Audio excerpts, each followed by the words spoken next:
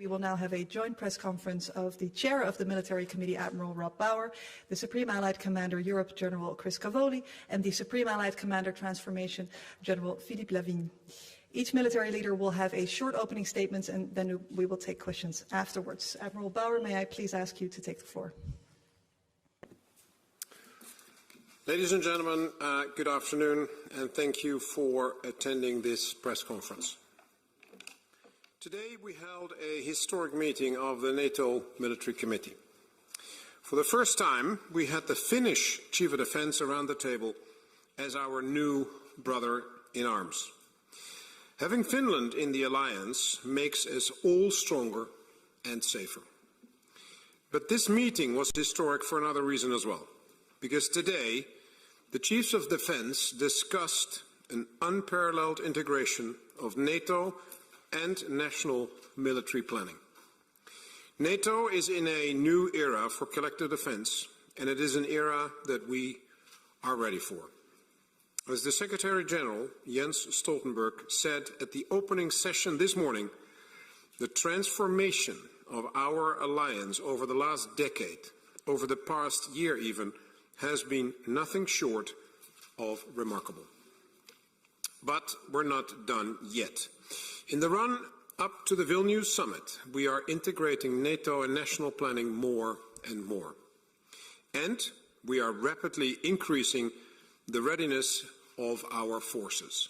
Today, Chiefs of Defence took stock of the progress made so far on the development of the regional plans and the new NATO force model, which will be required to produce more troops at high readiness across our alliance. Readiness and effectiveness is about much more than numbers. You need speed and scale, as well as flexibility and a wide range of capabilities. Which is why we also address the requirement for strengthened command and control capabilities, which are linked to our new force requirements, which will set the number and types of equipment and organizations that we require across all regions and all domains. I will let General Cavoli provide more details on these work strands. But the main thing to note is that this process is ongoing, and the fruits of that labor will be presented in a few months to the Allied heads of state and government at the Vilnius summit. All our efforts are focused on making sure that the alliance's political will is matched with military capabilities, which is more important than ever. Russia's war against Ukraine is the gravest threat to Euro-Atlantic security in decades. What Moscow hoped to be a 3-day war is now entering its 15th month. The strength and determination of the Ukrainian armed forces and the Ukrainian people continue to astound us. Earlier today, we dedicated a special session to the military situation in and around Ukraine. The Ukrainian military representative provided a detailed account of the situation on the ground and stipulated the support that Ukraine requires to continue the fight for what is legally theirs. The Chiefs of Defence reaffirmed their unrelenting support. There is no doubt that NATO will support Ukraine for as long as it takes. Make no mistake, Russia will not stop at Ukraine. Its ambitions lie far beyond its borders. We have seen it with Abkhazia and the South as Ossetia, as well as Transnistria. Again and again, Russia has shook the foundations of the rules-based international order. And unfortunately, they have ushered us, NATO, in a new era of collective defense. Not just for Ukraine, not just for NATO, but for all free democracies in the world. The fundamental difference between crisis management and collective defense is this. It is not we, but our adversary who determines the timeline. We have to prepare for the fact that conflict can present itself at any time. NATO has been preparing for this new era for years, The NATO military authorities have been monitoring Russia's pattern of increasingly aggressive behavior. Together, we have implemented the biggest increase in collective defense since the Cold War. But that work is not done yet. The integration of NATO and national military planning will enable us to do exactly what the NATO flag symbolizes. We will all follow the same compass. Ladies and gentlemen, the world has changed immensely in the last year. But NATO will do what it does best: unite, adapt, and protect. The determination and devotion of our 3.2 million men and women in uniform is unwavering. They are all working towards one common goal: the protection of the 1 billion people living on Allied soil and the democratic values we all hold dear. Together, they send an unmistakable message to any potential aggressor and embody an important truth: that we are much stronger together than we are alone. Thank you. Hello, good afternoon, everybody. I'm pleased to have the opportunity to speak with you today. Maybe I could just give you a quick update on the implementation of the deterrence and defense of the Euro-Atlantic area concept, strategic concept that we call DDA. As I stated in this forum back in January, the DDA family of plans is really the how of how the alliance will operate in peace, crisis, and war to provide for our collective defense. The plans that come out of DDA, the strategic plans as well as the regional plans, these will drive our structure, our operations, our activities, and importantly, as the chairman pointed out, our investments into the future. And this will include changes in our command and control structures. The community inside Allied Command Operations has worked diligently over the past several months to develop sound, objective defensive plans, and I can proudly say that we are on track. We are rapidly increasing the readiness and enablement of our forces, and we're making sure that they are ready to face current as well as future threats, and my colleague General Lavigne will talk about the future in a moment. Our regional plans are geographically oriented plans to defend specific parts of NATO territory. They blend national defense plans of our frontline nations into NATO plans, and this optimizes NATO's ability to move forces to the right time, to the right place at the right time. This change will move us from an alliance that was optimized for out-of-area contingency operations to an alliance fit for the purpose of large-scale operations to defend every inch of the alliance's territory, and this is necessitated by the new realities we face. Our strongest and most enduring advantage, however, will continue to be the unmatched unity of this alliance. The DDA strategy is a powerful demonstration of this cohesion, and it's designed to ensure our alliance remains strong, our citizens safe, and our values secure. Thank you very much. I look forward to your questions. So, ladies and gentlemen of the press, good afternoon. I'm glad of this chance to answer your questions, but I want to start with a few words about where we are and where we need to go. And we are fostering the transformation of our military instrument of power to prepare us for future challenges at the same time as we face the challenges of today. Today we are ready to support Ukraine for as long as it takes to defend its sovereignty and territorial integrity, and at the same time we need to prepare for the future security environment. This environment is what I called the new reality. I describe this new reality with 3 words: more, faster, and everywhere. So by more, I mean more data, I mean more unmanned system, but also more hard power, more attrition. By faster, I mean computing power and soon quantum technology or hypersonic weapons that will require us to decide swiftly, leveraging our assets in space or cyberspace, but also raising our connective superiority. And by everywhere, I mean that these challenges are boundless across domains and theaters. Simultaneity is already a prominent aspect of the war in Ukraine. We know this characteristic will only increase and expand in the future. So, NATO must keep its edge today. Saker talked about it. NATO must ensure it can deter and be ready to defend every inch of Allied territory. But also, we have to ensure that we understand and are prepared for what may come tomorrow. And we need to do both at the same time. So how? Central to this transformation effort is to develop a multi-domain enabled alliance with new capabilities that reinforce existing one. Hence, we need to implement our digital transformation. Hence, we need both quality and quantity with more unmanned systems, highly efficient data-centric solutions in order to link seamlessly sensor to shooters and sensor to decision makers. We also have to continue to embrace emerging and disruptive technology, and the initial operational capability of Diana is essential in this regard. We are developing even more experimentation, wargaming, modeling and simulation.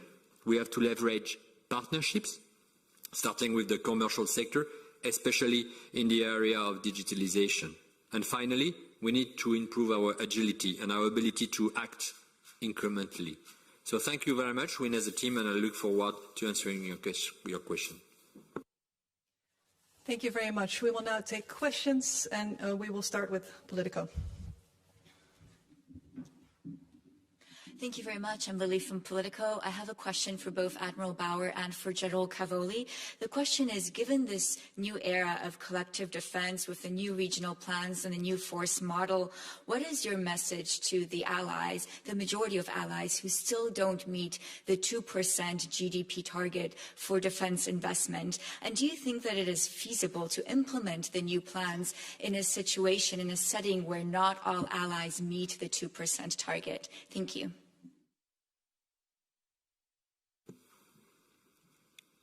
There's two different things. So first is that the regional plans and the force structural requirements that come out of it is basically the result of thinking that started with two threats, which is Russia and the terrorist groups.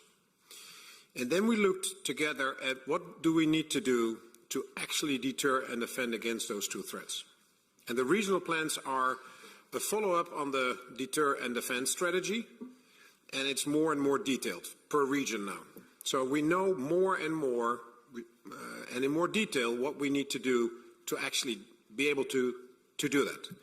And the next step then is and that's the force structure requirements, is that as a result of those plans, we will now be able to define which capabilities we need in all domains, space, cyber, land, air, maritime, to actually execute those different tasks.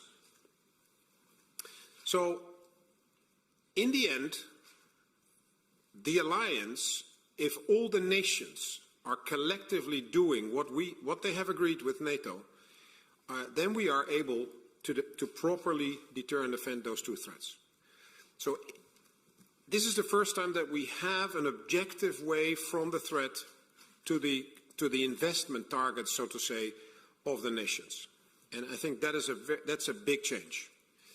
And I think that will help to convince the nations to actually do what they have agreed with NATO.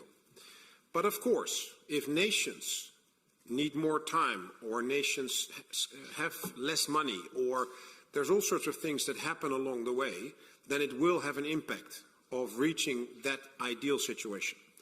So the executability of the plans is the result of not only the investments, but it's also on the forces that need to be available in the right number and with the right readiness. It is, of course, the command and control.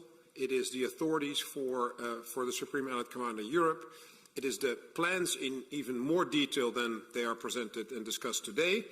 And then, of course, it is the capabilities. So all that will take some time to make sure that we get there. It is the result of more recruitment, it is the result of more training, it is the result of investments, And that will, whether we like it or not, will take some time. And part of that discussion is the money part, which is the Defense Investment Pledge, which is part of the Vilnius summit, where there is now a political discussion on how much will what will the Defense Investment Pledge be. And of course, there is a connection between what the outcome of those discussions is and all the work that we are facing here with the 4 structural requirements. Chris.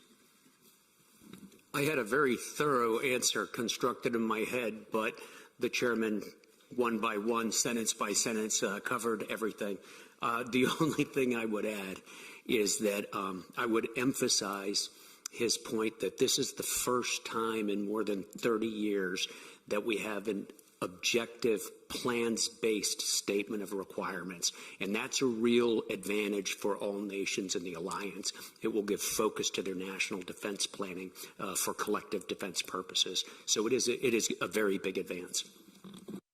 And if I may, I can just add that we are in charge to build this future planning process in order either to integrate all the elements coming from the operational parts, the DDA family of plan, but also the mid-term and long-term perspective, and we've got many imperatives to integrate.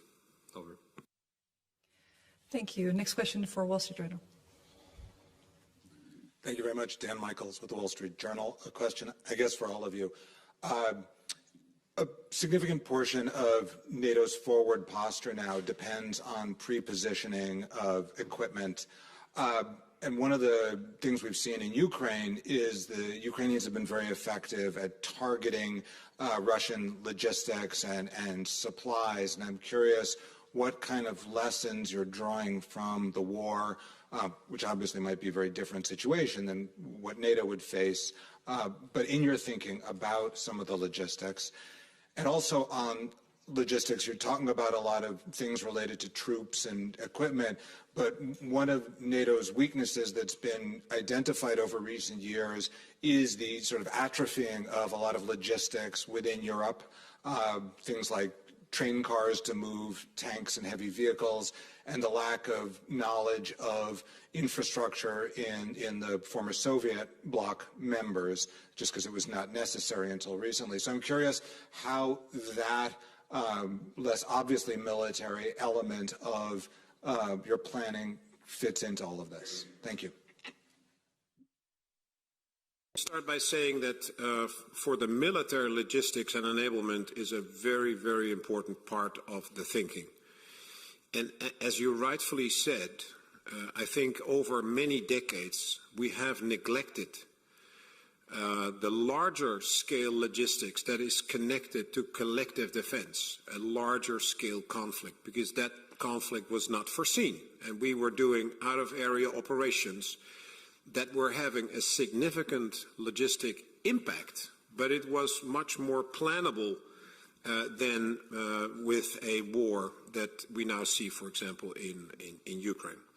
So this is also part of the discussion on making sure that we understand what we need, which is part of the 4 structural requirements, and then making sure that we start in a very planned way to move towards executability, because this will not be a light switch. This is not something that happened overnight. This requires infrastructural investments. This will require investments in logistic capabilities that we do not have anymore, as you said, carts on the rail or more trucks or whatever, all the things you need in a large-scale logistic war effort. So it will take time, and we can talk about it very long that it isn't ready yet, and all the people will most likely agree with you, but I think it is important that we now are coming to the point where we all recognize and realize that we need to do this, and that is what is on the table now. Chris. Yeah, thanks. First, your question takes us right back to the plans, of course. The 4 structure requirement that Admiral Bauer mentioned a couple of moments ago is not just tanks and ships and fighter planes. A large part of it is the required enablement, the required logistics, equipment, units, systems, and so forth. Second, our plans are actually divided into two categories. One is functional plans, strategic subordinate plans. The other is the regional plans. The regional plans dictate how we will describe, how we'll defend a particular geographic area. The functional plans, which we call SSPs, those actually describe how we will do things theater-wide, how we'll manage assets and things. One of the most important of those plans is the SSP for enablement. And that's written by General Alex Zolfrank and his staff down at the JSEC in Ulm. And their initial plan is now going to be revised in detail based on the delivery of the regional plans. So they designed the framework. Now the regional plans have been delivered. Now they have the ability to go in and put the numbers and the exact quantities of transportation equipment and things like that necessary. So to the extent that there may have been logistics atrophy, we have now got a roadmap to bring ourselves back, and this is a very important part of the investment plan. Thanks. And if I may, about talking about transformation of logistic in contested environment, of course, digital transformation will help us to understand better and to decide faster. So it's very important, and especially in the logistics. The second point is that logistic efficiency is relying on host nation. We have support. We talk about that. We are increasing the way we are leveraging private sector also, and it's so important. And we can talk about the data where need to be where they need to be. And of course, Starlinks have shown us a lot of things in Ukraine. I must say that also that the emerging and disruptive technology has to be leveraged also. We can talk about the energy and synthetic fuel, for example, but also spare parts in logistics is very important, and we can think about 3D printing. And to conclude, I think that, of course, we have to continue to work on the mobility with the European Union. Thank you very much. Next question is for Reuters. Andrew Gray from Reuters. Admiral Bauer, in your opening remarks, you mentioned that this war has now been going on for 15 months when Russia had expected a 3-day war. Can you say something about the impact of that miscalculation on the Russian military? In other words, how do you judge how much the Russian military has been degraded and depleted by this ongoing campaign? And do you think that the recent Victory Day parade in Moscow indicated that perhaps Russia is running low on some equipment and ammunition? Well, I think every party in a war will have similar issues, and that is that you have casualties, that you have broken and lost equipment, and that you are running low on ammunition. And I think that is on both sides happening.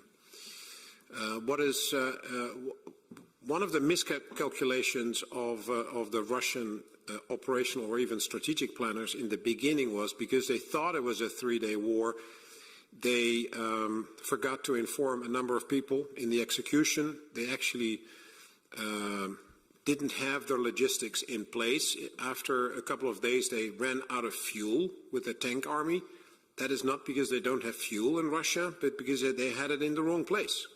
So logistics is, every war after, let's say, 4, 5, 6 days becomes about logistics. And that's what you see in Ukraine. And that has a connection to other issues that we have as well, which is the ability in your society to actually produce everything that you have lost, like ammunition, like new vehicles, like new artillery pieces, like new tanks, let alone new people, but that's a different production cycle. But I mean, that is about mobilization and about conscription and that sort of thing. So you need to find ways to find new people as well for your armed forces. But on the the materiel side, you actually see that the Russians are now starting to use very old material, very old capabilities. The T-54 tanks that we now see in the battlefield, the 54 is actually related to the year of design, 1954. But the problem is they still have a lot of T-54s. So it is still, in terms of numbers, quantity, it is an issue. And I think that is what we will see now, is that the Russians will have to focus on quantity, larger number of conscripts and mobilized people, not well trained, older material, but large numbers, and not as precise and not as good as the newer ones, and that the Ukrainians focus on quality with Western weapon systems and Western training. That's the big difference in the coming months, I would say. I would add that the degradation of the Russian armed forces is very uneven. It's predominantly in the ground forces, of course, which is why most of Admiral Bauer's examples were probably from that. In other domains, the degradation has been much less noticeable. Very much. We have just a couple more minutes. I'm scanning the room. Yes. Can you please state your outlet, please?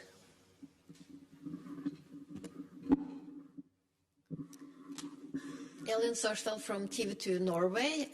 Ukraine still asks for more weapon, ammunition, fighter planes. What was the message you could give to Ukraine today? It's a question for the Admiral, but everyone can weigh in. Well, actually, it wasn't discussed today, the exact amounts of things that Ukraine wants, because NATO is not the coordinating body when it comes to the request from Ukraine and the offers of the nations, the 15 nations. That is happening in the Ukraine Defense Contact Group, organized through the United States in Europe. So that is not a NATO effort, and therefore it was not in particular discussed today. No, we didn't discuss fighter planes in that sense. So the answer is no. We didn't discuss that. Okay, and then we just have one final question. Terry Schultz, Deutsche Welle. Thank you very much. With your top two priorities today and in the new planning being Russia and terrorism, it strikes me that you haven't even mentioned China today. And one of the threats may be that while NATO is completely focused on Russia and terrorism, on refilling its stockpiles, on sending everything it has to Ukraine, that China doesn't have to worry about any of these things. And, of course, can sit back and build its arsenal without any drain on it like this. So how concerned are you that that perhaps you're focusing, I wouldn't say too much, but that you're not looking enough at what threats China may pose? And one of those threats is something that we never saw coming, for example, in Norway, where they're using electricity for a TikTok facility. That, you know, that's something certainly a sort of infrastructure a hurdle that wasn't foreseen. Well, as you know, NATO sees China not as a threat, but as a challenge. And the difference is, when we talk about these military plans, is that NATO is not working on military plans against China. We are working on military plans against Russia and the terrorist groups. That's where the plans are focusing on. That is where the force structure requirements are focusing on. That doesn't mean that there are allies in the alliance that also look at China and are planning on that as well. But that is not a collective effort based on the policy decisions that was taken by the leaders in Madrid. So that is the answer to your question.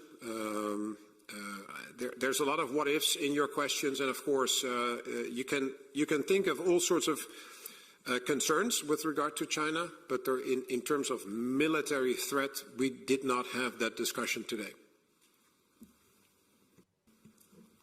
If I may, just speaking about strategic competition, and I spoke about a little bit in my speech. So I think that the aim is to keep the edge, NATO edge in strategic competition.